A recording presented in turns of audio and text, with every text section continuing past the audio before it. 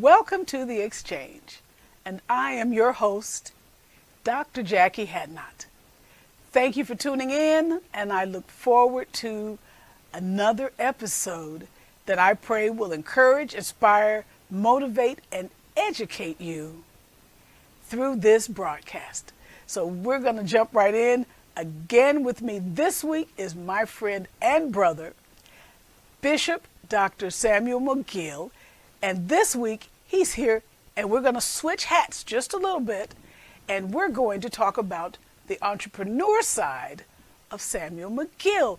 Welcome back. Well, thank you. Look, it's always a pleasure to be here on The Exchange. So thank you. I'm looking forward to this because I believe someone needs to hear this, certainly in the time that we're in, to get their creative juices and entrepreneurial juices flowing. So I'm excited about this segment. Absolutely. If you don't know, you're about to find out that he is the visionary and founder of All Nations Radio. And All Nations Radio is a global radio network that is really not just radio. It's also a visual side of it where you can listen and watch anywhere in the world, not just the United States, but anywhere around the world. So let's talk about All Nations Radio and why did you even start a radio station? Wow. Man, so I had no intention, first of all, on starting any radio station at all. Let's put that out there first. But the way it happened, and I love telling this testimony, is I've been no stranger to TV and to radio and in terms of being interviewed, right? Mm-hmm. So most people have followed me for years under McGill Ministries Worldwide, so either preaching or teaching or something like that. And even from hosting television in Atlanta on WATC, which is Atlanta Live. But I never would have imagined radio in terms of being a station owner and entrepreneur. So I was being interviewed by an internet radio. This is when internet radio was easing in, just easing in. It's a station out of California. I don't even remember the name of the station. Lord have mercy. But they interviewed me and was talking about McGill Ministries from pain to power and kind of my story.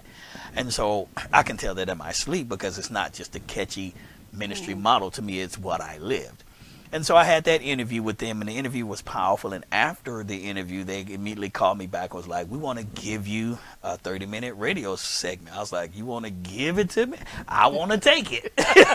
Thank you. And so if it's not broke, don't try to fix it. So I had the From Pain to Power radio show. And I made a call to one of my good friends. Most people are used to seeing him, have seen him on The Color Purple and a Lethal Weapon series. And, of course, that's the one and only Mr. Danny Glover. So I called Danny. I was like, hey, I'm about to start this radio show. I want you to be my first guest. And he was like, yeah, no problem, Bishop, no problem, baby. Those who know I didn't talk. So I was like, cool. And so it was good. And then I started bringing on a lot of my other friends who were celebrities. And I was just green. I didn't realize the people just was excited about the folks that I was bringing on.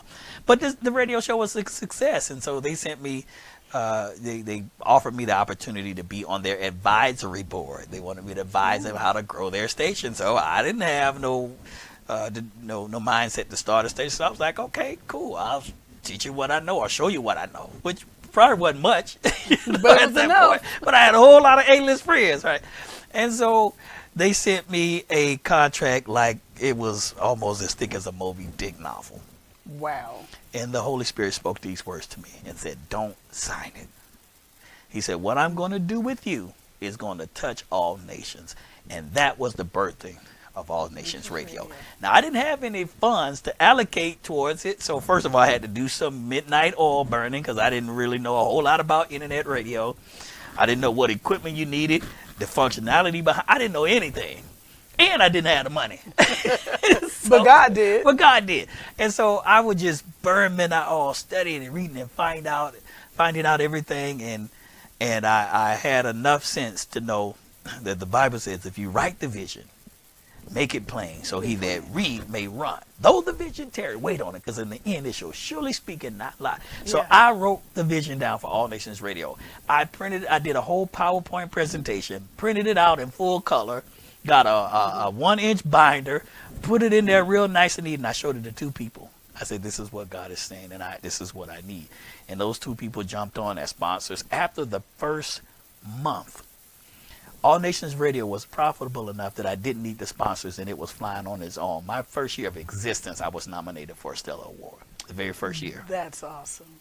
The very next year, I went back-to-back nominations and won a Stellar Award for Station of the Year. And All Nations Radio now in the gospel music and radio industry is just a leader in its field. Absolutely. And it started with me just saying yes. Yes. Now, I heard nothing else about that radio station that interviewed me and offered me all that stuff since. And it's been probably now going on 7 years ago. I never heard anything else from them. What if I would have took that offer? I probably would have missed what God had for me. So I want to say to everybody, just step out on faith and God will do the rest.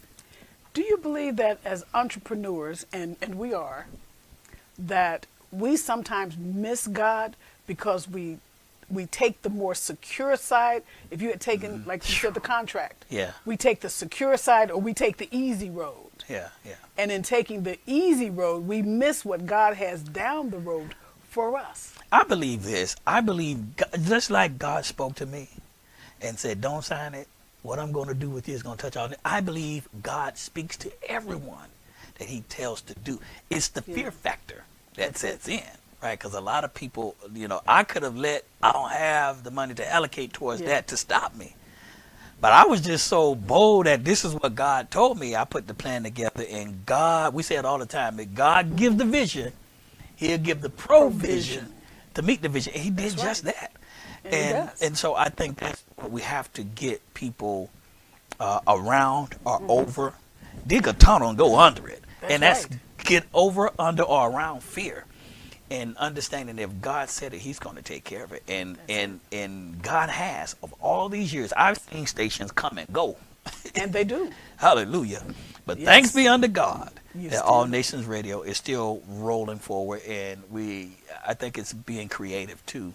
And whatever you do, being creative and being the trailblazer. And that's what we've set a lot of records in the gospel internet radio industry. And I'm glad to be able to say that we were able to do those things. How many countries would you say All Nations Radio reaches? Oh, Lord. I know you got the demographics and everything. Oh, man. I can say this. I don't know how many countries. It's probably far too many to count. But I believe now we're probably in the tune of maybe easy 20 million worldwide. Listeners. Yeah. And viewers. So and now, viewers, that's right. So I was pushed into, I don't know if I'm not going to call their name because I was kind of pushed into the visual side of it, right? Don't bust them out. Because we were always on our platform and on the internet and our app and, on the web. But the visual aspect, I was kind of pushed into it because I had an opportunity to bring the morning show with the Bishop is the morning show that I is the flagship morning show, to bring that to television. And so I just made preparations and we upgraded stuff to be ready for that. They never did get back with us, so we was like, hey, we'll do it on our own. There you go. And so we were kind of the first to bring the visual side to internet radio. And that is amazing. Yeah, it is. And it's fun because I've always been a visionary kind of creative person. So to be able to bring that visual aspect to it, now people get used to seeing you. That's it. And so now being in these times is definitely a refresher too, because people, they just love seeing my mug on the screen, and I love them seeing it too. See me and come on and join in. Yeah, because I think it's more personable, right? Voice is good, but when you put the face and the voice together. And it really, it's a marriage. And it's always been, we just people didn't see the need for it. Yeah. But now as everything is becoming more visual and people are more visual, they want to see you, they want to see what they're missing. Yeah. And it's just amazing the interaction from people when they can see you. So that's a blessed part too, to have the real time comments and reactions from the people. Oh yeah. And they can see me, I'll dance in a minute, I'll do something crazy and just to see their reaction to it.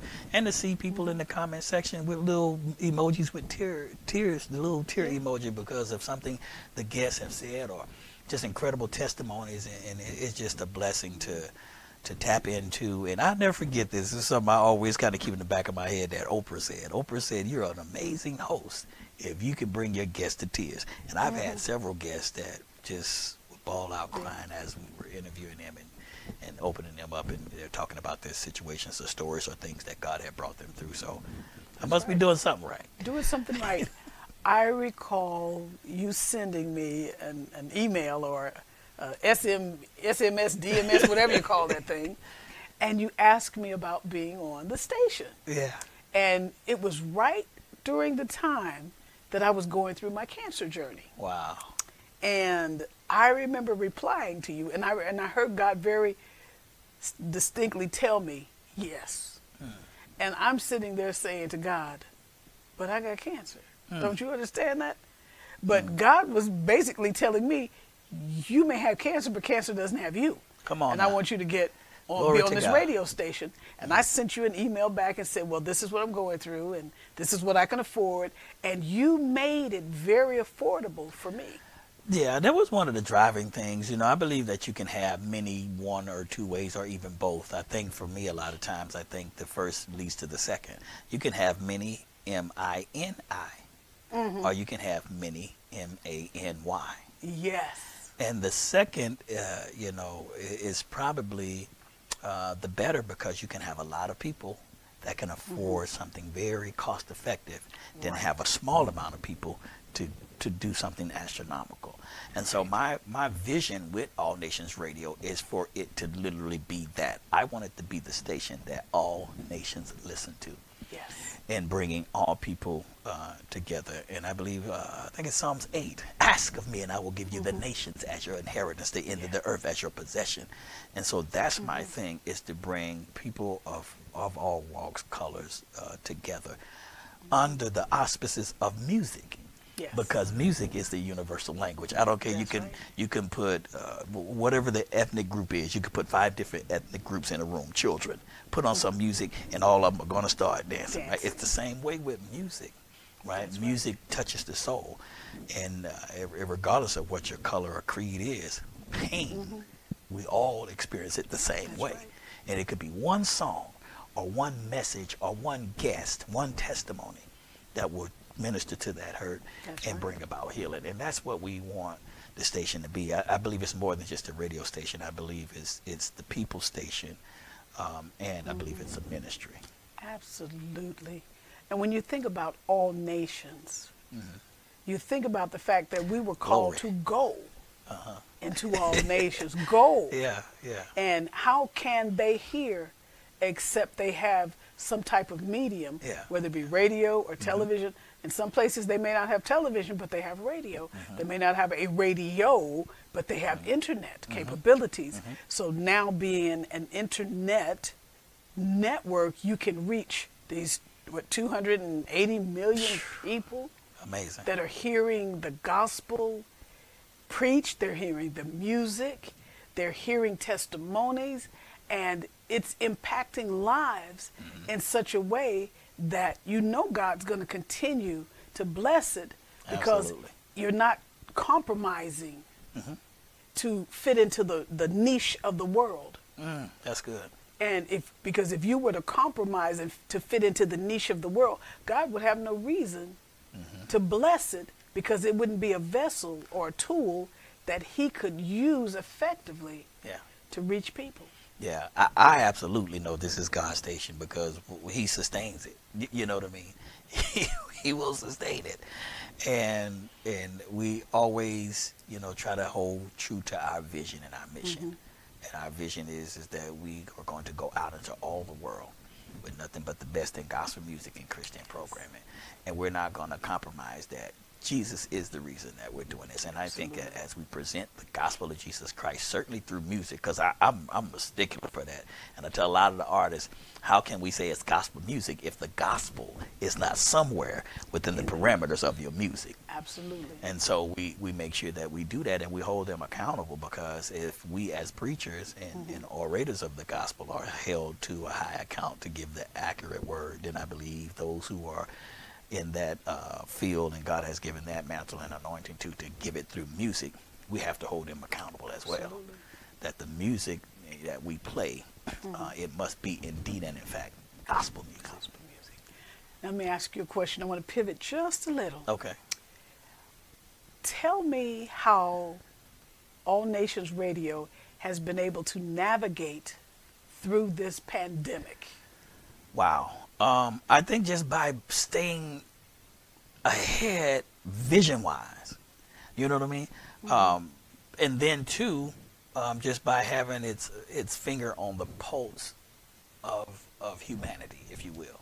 Yes. By knowing and feeling what the people are going through. Another way is I believe you can't have solution without having one foot in the problem.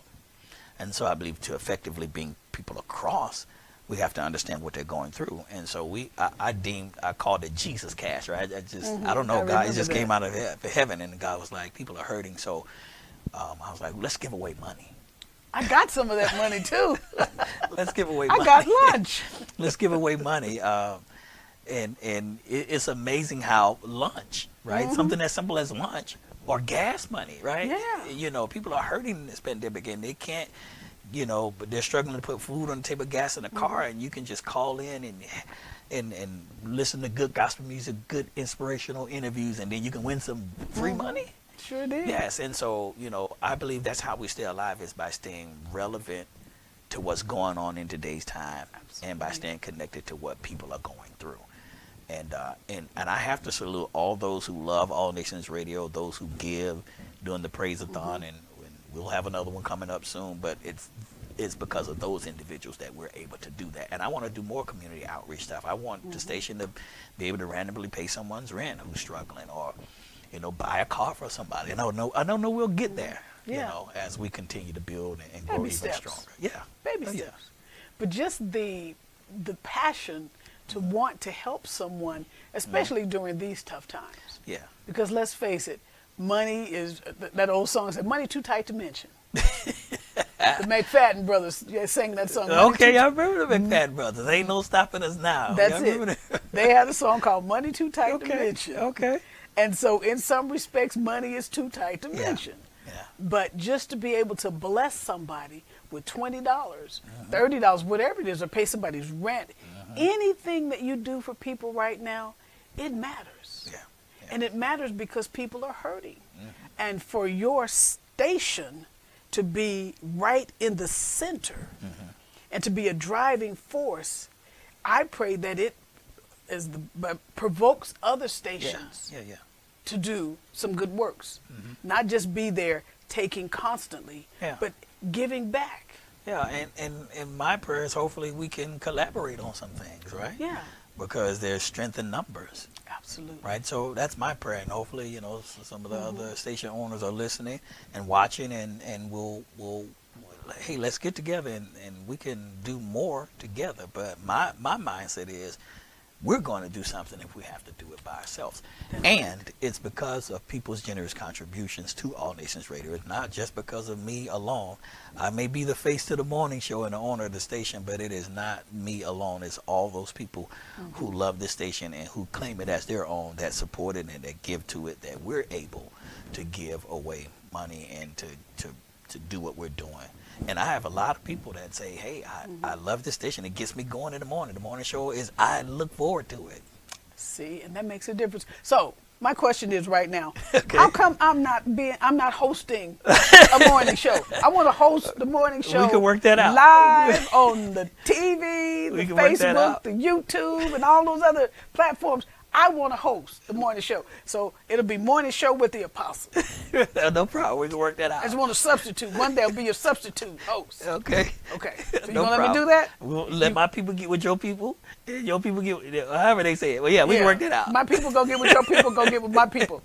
And I want to host. Yeah, no problem. So you can go off and do something else. No problem. Because, I'm feeling kind of unloved right about now. No. Never that, So what would you say to entrepreneurs that are thinking about throwing... Let me find you see this towel? I keep this towel, people. Because sometimes we feel like throwing in the towel. So what would you say to entrepreneurs, whatever the industry is? What would you say to them that feel like throwing in the towel? Man, I'm trying to find out who said it. I'll maybe have to get back with you and give the name of the person who said this quote. Might have been Ford, I don't know. But he said, I didn't fail. I just tried 1,000 ways that didn't work. And you have to get back up and keep going, right? A lot of times we look at people who are successful, and we've deemed success in a lot of different ways. Yes. But we don't see the number of times that they, quote unquote, may have what seemed to be failed to other people. Right. They kept going. We always hear, when it comes to the greats in baseball, we hear Hank Aaron, we hear Babe Ruth, and so many others that we can name. But we never realized how many times they struck out. That's true. You hear about the good stuff. MJ's greatest to me, in my own opinion. I know, and we'll throw LeBron in there too. But look at all of the shots they missed. That's true. They didn't make every shot. But they kept going. That's it. And so that's my number one thing. Whatever it is, don't stop. Second thing is, have a plan. You either plan to fail or you fail to plan. If you have a plan and you write it down so you can hold yourself accountable to it, put it on a vision board, whatever you have to do, keep it in front of you and don't stop. And if you do that, the money will come to start and sustain. You know, so often, I remember once as we were birthing ITF and some other avenues in my Malibu Shea Bath and Body business, God told me, he said, take money off the equation. And I have found that when I live by that, I take money out of the equation, but I sit down and I write the vision and I make it plain, as Habakkuk tells us. And taking that money out of the equation, everything just falls in place. We built this studio based on that premise of take money out of the equation, visualize where I'm taking you. Because oftentimes we allow money to be the hindrance. And we stop because the vision looks so much bigger than us.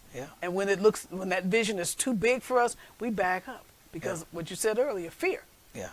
But that's a good thing, though. That's God's way of saying, if the vision is bigger than you, I have to take care of the vision. That's right. That's right. If that vision is big enough for you can handle it, oh, that didn't come from God. Okay, you conjure that up because God's vision is always big, and you're like, Lord, how am I going to do this? But remember, I had zero, a goose egg, nada, nothing, whatever, zilch, whatever language you want to say it in. I had nothing but a vision from God, and He sent the people, glory to God, that were able to infuse the vision, and then after that, the clients came and God sustained it, and so He's still sustaining it till this day. Amen. So.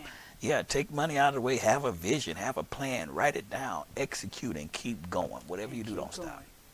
What would you say, and I want you to look at that camera, and encourage entrepreneurs that are going through right now, hoping for the PPP money, hoping for grants or loans, and they just don't see their way out.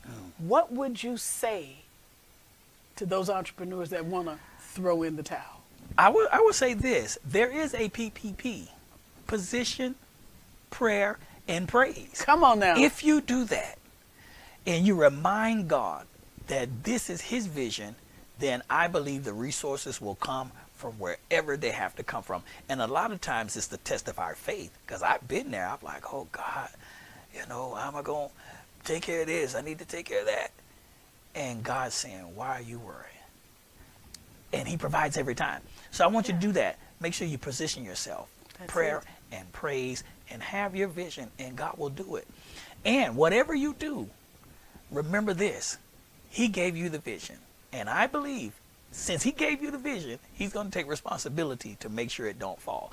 So praise in the midst of a pandemic, right? Amen. And I had the opportunity probably a couple months ago now to preach with the wonderful and incredible Honorable Bishop Jacqueline E. McCullough. We were in Florida. And the theme of that anniversary was prospering in the midst of a pandemic. This is a time that I believe that God is going to put resources in your hand to sustain you, resources in your hands to get you going, and it's your responsibility to have something that you present back to God so He can bless and He can work with. Amen. And I believe it's going to happen. It's going to happen. God's going to show Himself strong in the lives of His people, those that are sold out, have not bowed their heads to the Baals of this world, and He's going to bless the work of our hands. Now, if there are some people watching or listening that would like to partner with All Nations Radio by having a broadcast on the station, how can they reach you? They can reach me this way. You can email me is the best way. You can email SMCGILL. So that's S McGill at All Nations with an S radio.net. And we would love to have you to be a part of this worldwide broadcasting family. And we'll work something out for you. See, that's what I'm talking about. He's going to work something out for you. And when you write him, mention this broadcast. Yes. So I can get some credit or something. Discount or hookup, a morning show host, something. Something like that. I want a little something. I might even get a cash app with some Jesus cash. Hey, we love it with that Jesus cash. Yes, absolutely. That Jesus cash goes a long way. It goes a long way. Bishop, thank you so much. Thank you for being a part of this network. I appreciate and what God is doing.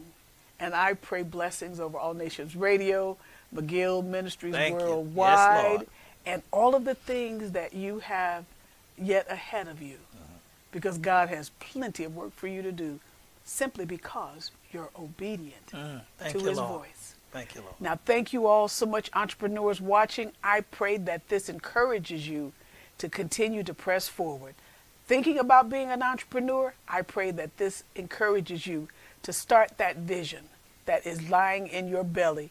If it's dormant, get it off the shelf, dust it off, and say, God, help me with the vision by being my provision.